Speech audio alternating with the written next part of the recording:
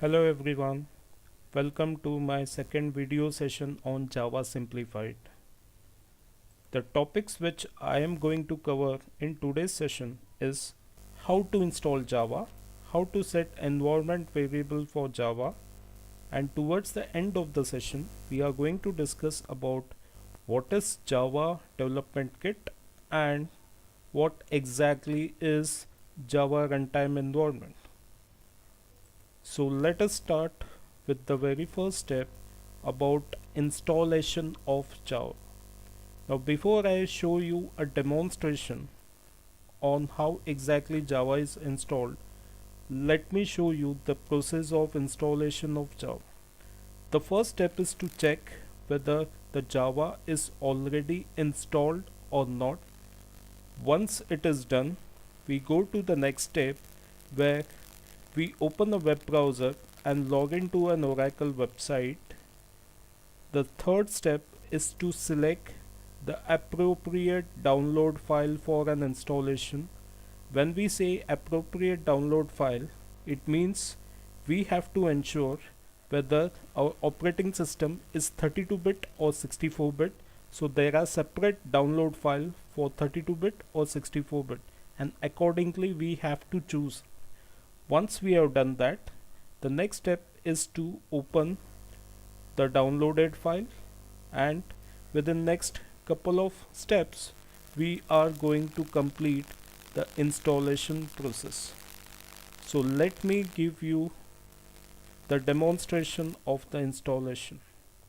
Now in order to ensure whether Java is installed on the local machine or not, just on the search bar just type command prompt.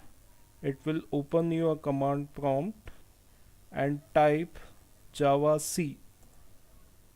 Now it is giving me a message: Java C is not recognized as an internal or external command. It indicates that Java is not installed on the local machine. Now what is the first step? Once we ensure that Java is not installed, we go to a Google, type Java 8 download. It will give us the path where the Java installation is currently located. You select the first link. Okay. Now here we have to select the Java SC Development Kit. So the latest version of Java is Java JDK 8. We are going to accept the license agreement, and since my operating system is 32-bit, I'll select a file Windows x86 i586.exe. I'll select the file to download, so I have to select one. So after you download the respective file, this is my JDK file. I have to double click it and wait for couple of seconds. It will prompt you a message to download with the latest version. You select yes.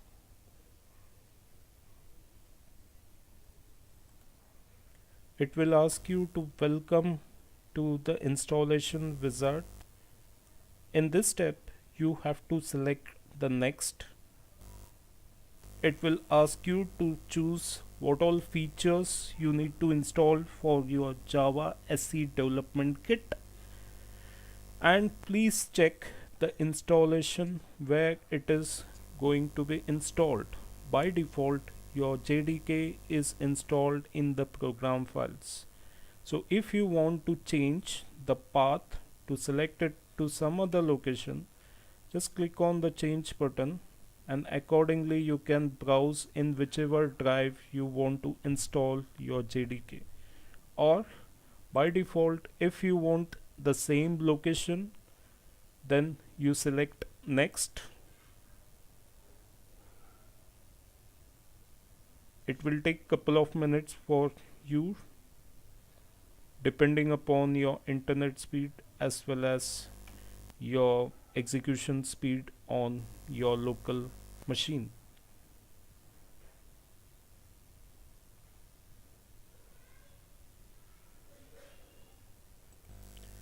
Okay, now it is asking us to locate to the location where our JRE, that is Java Runtime Environment, is going to be stored.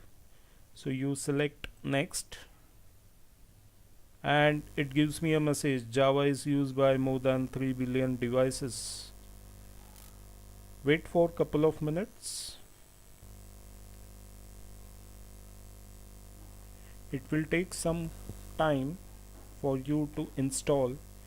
We are almost close to the full installation. Yeah, that is the message which we got.